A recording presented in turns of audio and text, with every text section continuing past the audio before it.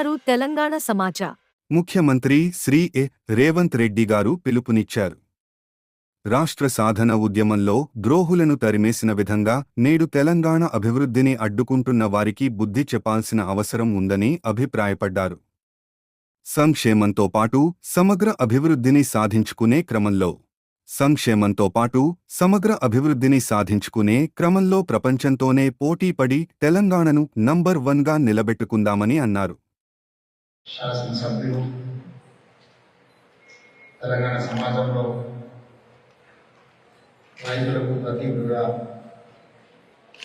నాటి వాగ్లీ నిర్మాణం నుంచి రైతుల కోసం ఆహారశాలు కృషి చేస్తున్న శాసనసభ్యులు పోచారం శ్రీనివాసరెడ్డి గారు, అదేవిధంగా నాగార్జున సాగర్ యువ శాసనసభ్యులు జయగిరి గారు, కాంగ్రెస్ పార్టీ హైదరాబాద్ జిల్లా అధ్యక్షులు డాక్టర్ వైఎస్ రెడ్డి గారు, సింగపూర్ కల్చరల్ సొసైటీకి సంబంధించిన మిత్రులు రమేష్ గారు, మాధవరెడ్డి గారు, మనోహర్ గారు, ఇక్కడికి చేసిన తెలంగాణ మిత్రుల సభ్యులందరికీ కూడా మనస్ఫూర్తిగా నమస్కారాలు.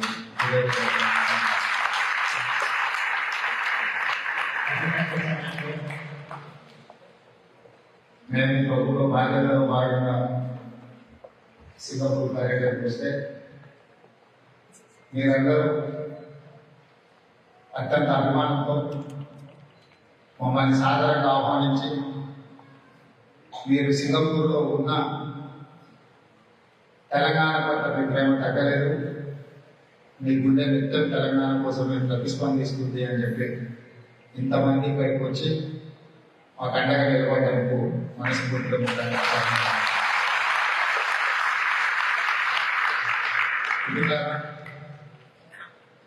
పెద్ద రాజకీయ ఉపన్యాసాలు మాట్లాడే వేదిక కాదు. కాకపోతే స్వతంత్రం వచ్చిన తర్వాత మన దేశం యొక్క స్థితిగతులను, ప్రత్యేక రాష్ట్రం ఏర్పడిన తర్వాత తెలంగాణ రాష్ట్రం యొక్క పరిస్థితులను మనం అంచనా వేసుకున్నప్పుడే ఆ అంచనాల నుంచి, అనుభవాల నుంచి భవిష్యత్ ప్రణాళికలను రచించుకొని ముందుకు వెళ్లాల్సిన బాధ్యత తెలంగాణ రాష్ట్ర ప్రభుత్వం మీద ఉన్నది.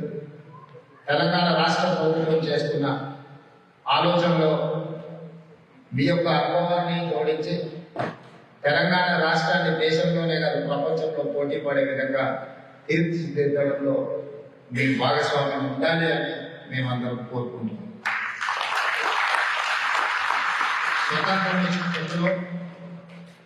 స్వతంత్రం వచ్చే నాటికి భారత పౌరుల యొక్క సరాసరి జీవన ప్రమాణము 32 సంవత్సరాలు. ఒక మనిషి యావరేజ్గా ఎంతకాలం బతుకుతాడు అని అంటే 15 ఆగస్టు 1947 నాడు అంచనా ఇస్తే 32 సంవత్సరాలు మాత్రమే. ఇది చాలా మందికి ఆశ్చర్యం కలిగించే విషయం. ఆనాడు కరువులోని దేశం అతలాకుతలమై తాగడానికి నీళ్లు లేక, చదువుకోవడానికి విద్యా అవకాశాలు లేక, నాయకత్వ లోపంతో పరాయణంలో ఉన్న భారతదేశానికి మొట్టమొదటి ప్రధానమంత్రిగా పండిత్ జవహర్లాల్ నెహ్రూ గారి బాధ్యతలు వహించే నాడు దేశం యొక్క పరిస్థితి ఆ విధంగా ఉంది. అందుకే వనరుల లేని, నాయకత్వం రకరకాలుగా ఉండడం, వీటన్నింటినీ పరిగణలోకి తీసుకున్న పండిత్ జవహర్లాల్ నెహ్రూ గారు ఈ దేశంలో ఎడ్యుకేషన్ అండ్ ఇరిగేషన్ ఒక రెవల్యూషన్ కింద తీసుకున్న వారు. ఉన్నంతలో ఈ దేశాన్ని అభివృద్ధి పదం వైపు నడిపించాలి అంటే చదువు లేకుండా ఉన్న భారతీయులకు చదువు నేర్పించడం ద్వారా ప్రపంచంలో పోటీ పడాలన్న ఆలోచనతోటి ఈనాడు భారతదేశంలో గొప్ప యూనివర్సిటీలుగా చర్చ జరుగుతున్న ప్రతి యూనివర్సిటీ పండిత్ జవహర్లాల్ నెహ్రూ గారు ఉన్నప్పుడు మన దేశానికి అందించిన గొప్ప సంపద. అదేవిధంగా ఈరోజు వ్యవసాయ విప్లవం, హరిత విప్లవం, ఈరోజు సర్ప్లస్ ఫుడ్, మనం ఈరోజు మిగులు మనకి ఈరోజు ఉత్పత్తి వచ్చింది అని అంటే ఆనాడు పండిత్ జవహర్లాల్ నెహ్రూ గారు మొదలుపెట్టిన పూర్తి చేసిన బాగ్రానగర్ డ్యామ్ కావచ్చు, నాగార్జున సాగర్ డ్యామ్ కావచ్చు, శ్రీశైలం డ్యామ్ కావచ్చు, ఎస్ఆర్ఎస్పి కావచ్చు. ఆనాటి దేశ ప్రధానమంత్రి ఫ్లోరైడ్ బాధిత నల్గొండ జిల్లా గురించి ఆలోచన చేసి నాగార్జున సాగర్ డ్యామ్ కట్టారు. ఎడారిగా మారుతున్న పాలమూరు రంగారెడ్డి జిల్లాలను దృష్టిలో పెట్టుకొని, రాయలసీమ జిల్లాలను దృష్టిలో పెట్టుకొని శ్రీశైలం ప్రాజెక్టును కట్టడం జరిగింది. ఉత్తర తెలంగాణ వారి పంటలతో పచ్చని పైర్లతో ఉండాలి అంటే శ్రీరామ్ సాగర్ ప్రాజెక్టు కట్టాలి అని ఆనాడు పండిత్ జవహర్లాల్ నెహ్రూ గారు మన తెలంగాణలో ప్రాజెక్టు పునాది రాయి వేయడం జరిగింది. ఆ ప్రాజెక్టులో ఈరోజు తెలంగాణ రాష్ట్రంలో పండుతున్న పంటలకు ఈనాటికి ఆ ప్రాజెక్టుల మీదనే మన వ్యవసాయం ఆధారపడ్డది. కొత్తగా మొదలుపెట్టిన ప్రాజెక్టుల గురించి నేను చెప్పవలసిన అవసరం లేదు, కానీ కట్టడం కూడడం అంతా కూడా 3 ఏళ్ళలో జరిగిపోయింది. ఆదేశం 1,00,000 కోట్లు ఖర్చు అయింది. కట్టడం కూడడం ఒకరి నాయకత్వంలోనే జరిగిపోయింది. కానీ పండిత్ జవహర్లాల్ నెహ్రూ గారు పెట్టిన నాగార్జున సాగర్, శ్రీశైలం, శ్రీరామ్ సాగర్ లాంటి ప్రాజెక్టు ఎన్ని ప్రకృతి వైపరీత్యాలు వచ్చినా తట్టుకొని నిలబడి ఈనాడు సాగునీటిని కాకుండా విద్యుత్ రంగంలో కూడా మన బలమైన రాష్ట్రాన్ని నిలబెట్టడానికి ఉపయోగపడింది. అదేవిధంగా శ్రీమతి ఇందిరాగాంధీ గారు తీసుకొచ్చిన revolutionary reforms, agriculture ceiling act, రాజభరణాల రద్దు, బ్యాంకుల జాతీయకరణ, ఇలాంటి ఎన్నో గొప్ప నిర్ణయాలు చేయబట్టి ఈ ఒకనాడు శ్రీమంతులకు, రాజులకు, రాజ్యాలు ఉన్న వాళ్ళకే బ్యాంకులు ఉంటాయి.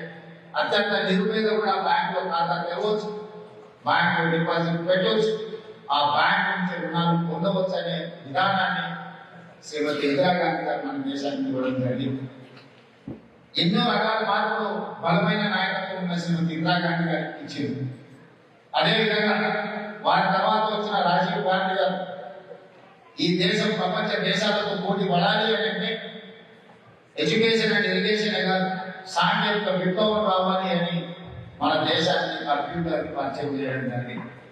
ఈరోజు సాంకేతిక నిపుణులు ప్రపంచంలోనే ఐటీ ఇండస్ట్రీని మనం శాసించగలుగుతున్నాం అంటే మన దేశానికి రాజీవ్ గాంధీ గారి కంప్యూటర్ని పరిచయం చేసింది.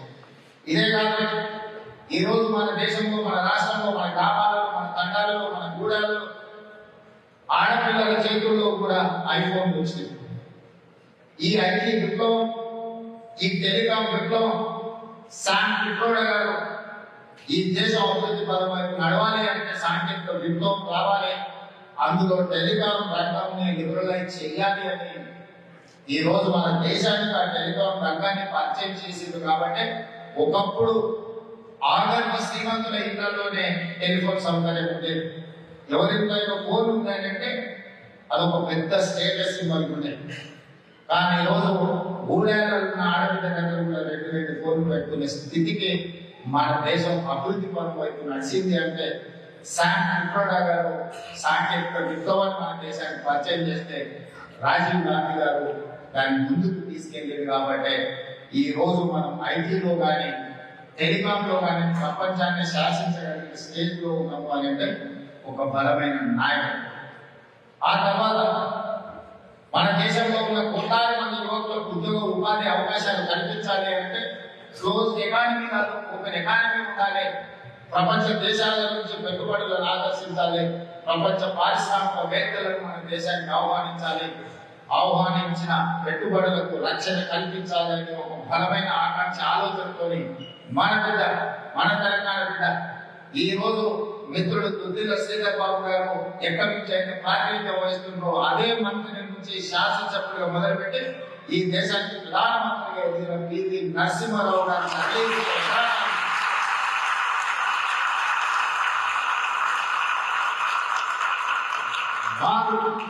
భారతదేశంలో ప్రవేశపెట్టిన సరళీకృత విధానాలే ఈరోజు మనల్ని ప్రపంచంలో పోటీ పడే విధంగా రాణించగలుగుతున్నాం.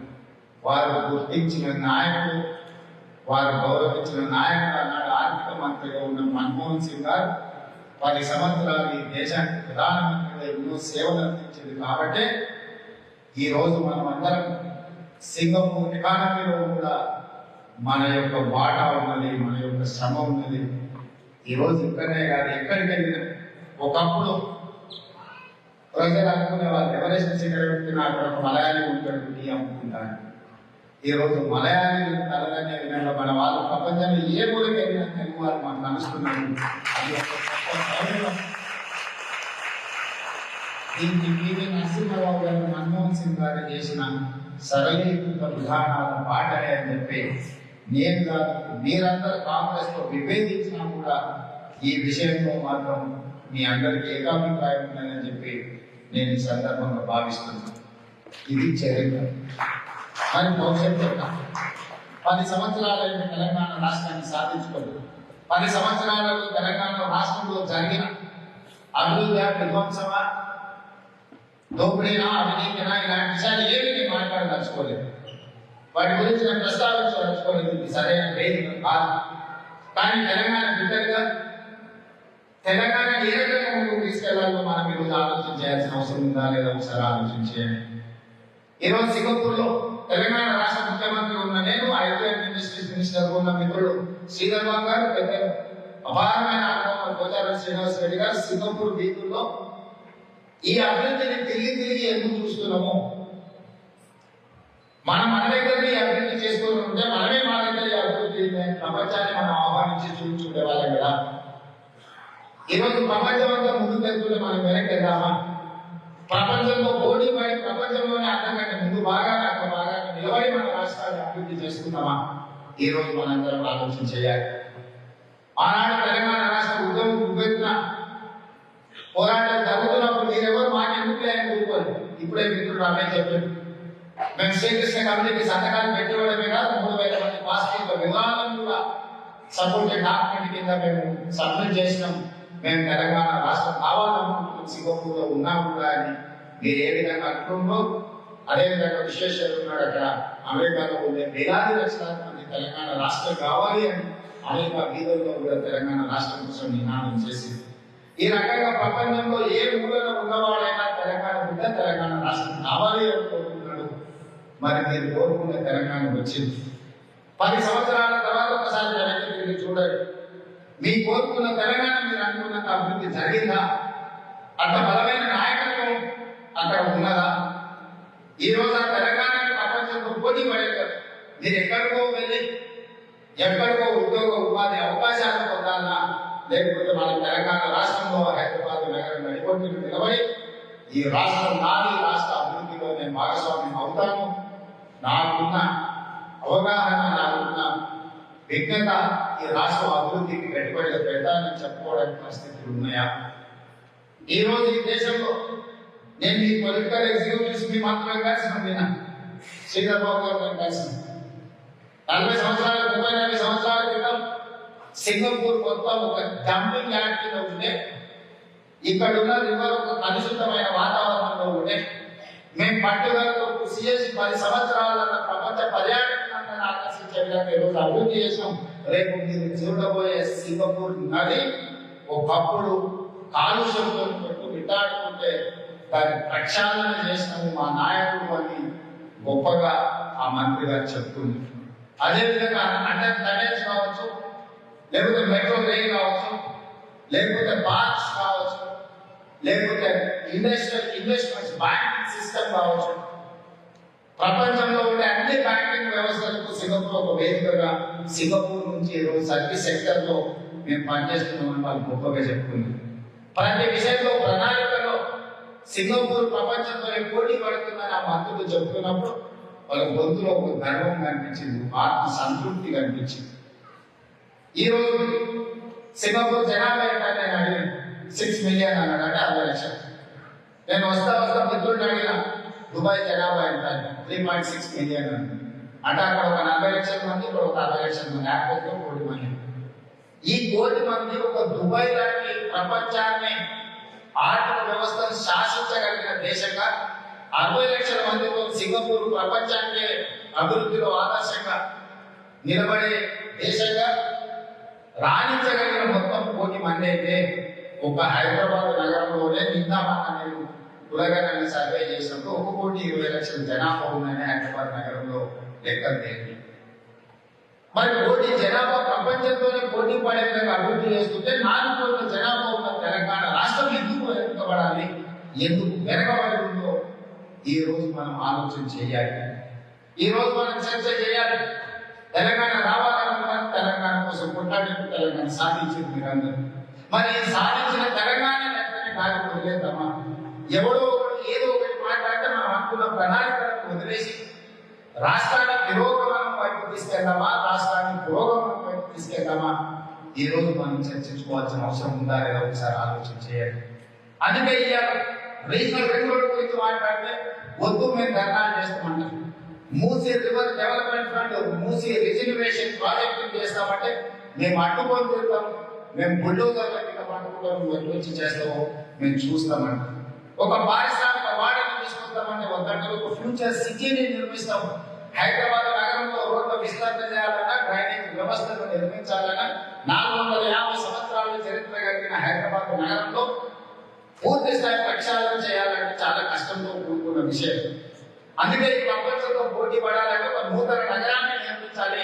ఆ నూతన నగరం ప్రపంచంలో ఉండి ప్రతి సాంకేతిక శక్తిని అక్కడికి తీసుకురావాలని ఫ్యూచర్ సిటీకి డిజైన్ చేసి ఈ రోజు రోజుకు 20 గంటలు పనిచేస్తున్న శ్రీధర్ బాబు గారిని అక్కడ మేము అడ్డుకుంటాము అని చెప్పి కొంతమంది ప్రయత్నం చేస్తున్నారు.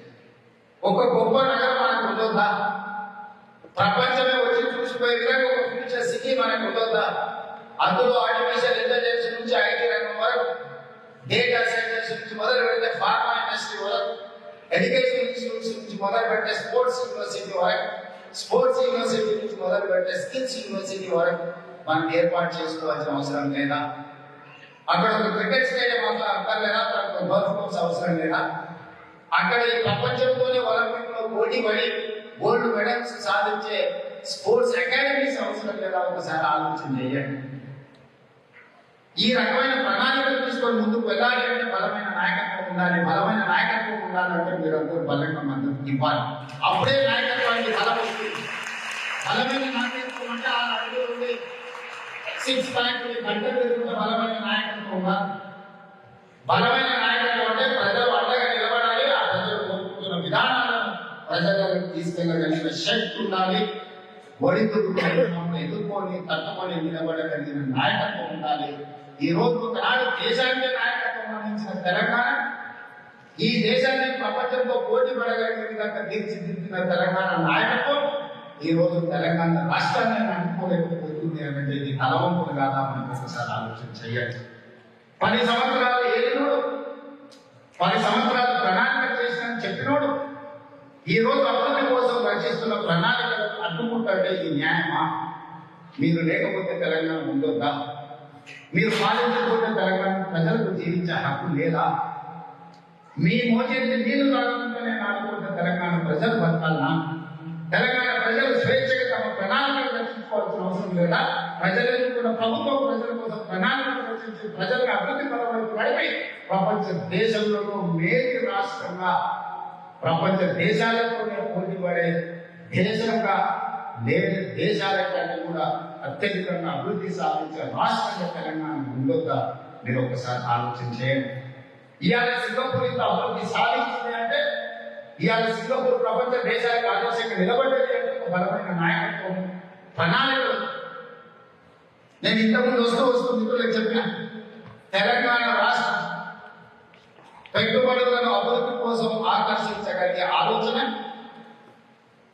రాష్ట్ర ప్రజలు కట్టిన పనులతో సంపదను సృష్టించి సంక్షేమ పథకాన్ని పేద ప్రజలకు అందించే విధానంలో ముందుకు వెళ్ళాలి అని అనుకుంటుంది.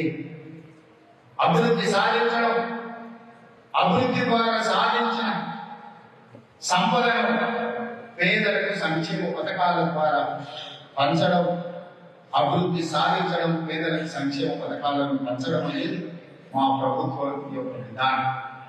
ఈ విధానంలో రీజనల్ రింగ్ రోడ్ విషయంలో కావచ్చు, రీజనల్ రింగ్ రైల్ విషయంలో కావచ్చు, ల్యాండ్ లాక్ స్టేట్ ఈ దేశం అభివృద్ధి చెందిందంటే కోర్టులు ఉన్నాయి. ప్రపంచ దేశాలు ఎక్కడి నుంచి వెళ్ళాలన్నా ఒక దేశం నుంచి ఇంకో దేశానికి వెళ్ళాలంటే సింగపూర్ ఒక టాప్ లో ఉంది. ఈ రోజు సింగపూర్ ను టచ్ చేసుకుంటే ఇంకో దేశానికి పోయే పరిస్థితి ఈ రోజు మీకు పోర్ట్స్ వల్ల వచ్చేది. దాంతో మీ ఎకానమీ అనేది ఒక ఉన్నత స్థాయికి వెళ్ళి, మరి తెలంగాణకు సముద్రం లేదు, ఏ వైపున చూసినా భూమి ఉంది, ల్యాండ్ ఆఫ్ స్టేట్. అందుకని మన ప్రధానమంత్రి గారితో మాట్లాడుతూ వారు చెప్పిన ఎన్నికలు వచ్చినప్పుడే రాజకీయాలు, ఎన్నికల తర్వాత అభివృద్ధి ఆకాంక్షించే తెలంగాణ ప్రజలు డ్రై పోర్ట్ కోరుకుంటున్నారు. తెలంగాణ రాష్ట్రానికి డ్రై పోర్ట్ ఇవ్వండి, డ్రై పోర్ట్ నుంచి బందర్ పోర్టుకి డెడికేటెడ్ నేషనల్ హైవేతో పాటు డెడికేటెడ్ రైల్వే లైన్ వేయాలి. ప్రపంచంలో ఉండే పరిశ్రమలు మా రాష్ట్రానికి రావాలి. ఈ ఎలక్ట్రిక్ వెహికల్స్ నుంచి, ఈవీ నుంచి, ఫార్మా వరకు, అదేవిధంగా సెమీ కండక్టర్ ఇండస్ట్రీని మేము అభివృద్ధి చేయాలనుకుంటున్నాం. ఒక ఇండస్ట్రియల్ రెవల్యూషన్ తెలంగాణ తీసుకురావాలనుకుంటున్నాం.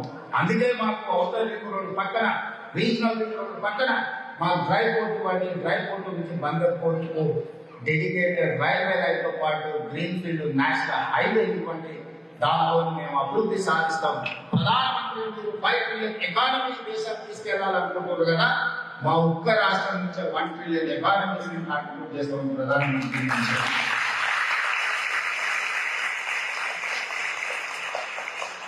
మనకి ఏం పెట్టాలని మిమ్మల్ని అడగదలుచుకుంది. ఐటీలో మనకు పోటీ పడే వాళ్ళని ఇవాళ సిలికాన్ వ్యాలీ మన కనసాయిలో నడుస్తుంది.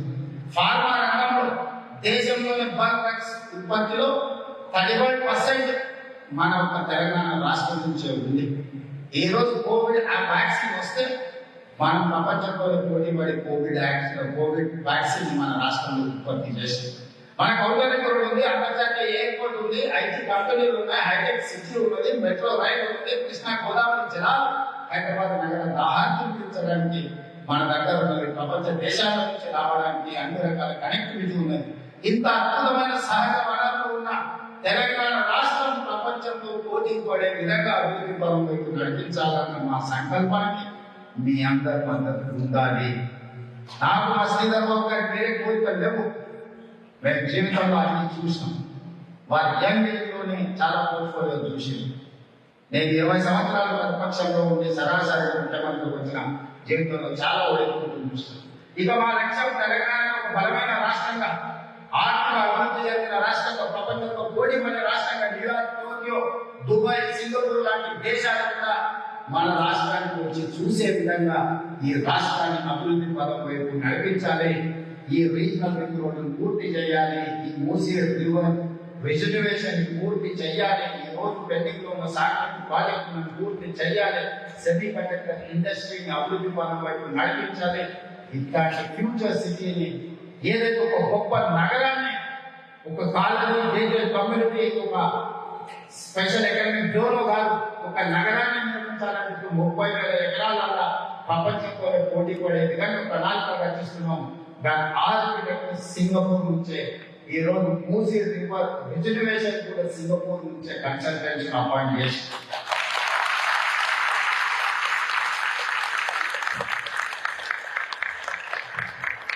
నేను సింగపూర్ లో ప్రతి ప్రాజెక్టు, ప్రతి మూల తిరిగి చూస్తున్నాము అని అంటే, ఇంతకంటే గొప్పగా మన తెలంగాణ రాష్ట్రాన్ని, హైదరాబాద్ నగరాన్ని అభివృద్ధి పరం వైపు ఎలా తీసుకెళ్లాలన్న ఆలోచనతోనే ఈ రోజు సింగపూర్ లో పర్యటన చేపడుతున్నాం. ఈ సందర్భంగా మిమ్మల్ని కలిసినందుకు సంతోషం. నా విజ్ఞప్తి ఒక్కటే, మీ నుండి మేము ఏమి ఆశిస్తాము. ఆనాడు తెలంగాణ కోసం ఎక్కడైతే తెలంగాణ రాష్ట్రం కావాలని నిలదీసిందో, ఈ తెలంగాణ రాష్ట్రం ప్రపంచంలోనే పోటీ పడాలి. ఆ సహకరించే నాయకత్వాన్ని తెలంగాణ సమాజం నుంచి బహిష్కరిస్తామన్న సందేశాన్ని మీరు ఇక్కడ నుంచి పంపించండి. తెలంగాణ అభివృద్ధిని అడ్డుకుంటే మళ్ళీ మనం తిరిగి కోరుకోవడం కష్టము. ప్రపంచం వేగంగా ముందుకు వెళ్తుంది. వేగంగా వెళ్ళిన ప్రపంచంతో పోటీ పడాలి అంటే వారి వేగంగా మనం ప్రణాళికలు రచించుకోవాలి. దానికి మీ అందరి సహకారం ఉండాలి. ఏదో రకంగా కక్షతోనో, కుట్రతోనో, కుతంత్రాలతోనో, దుర్బుద్ధితోనో ఈ అభివృద్ధిని అడ్డుకోవాలని కొంతమంది కుతంత్రాలు పన్నుతున్నారు. కుట్రదారులను గుర్తించండి, వాళ్ళని నియంత్రించండి. నాడు తెలంగాణ రాష్ట్రాన్ని అడ్డుకున్న వాళ్ళని ఏ విధంగా అడ్డు తొలగించారో, ఈ రోజు తెలంగాణ అభివృద్ధిని అడ్డుకున్న వాళ్ళని కూడా అదే విధంగా అడ్డు తొలగించడానికి మీ సహకారం ఉండాలి. సహకారం ఉంటుందనుకునే పెద్ద ఎత్తున చప్పట్లతోనే ఈ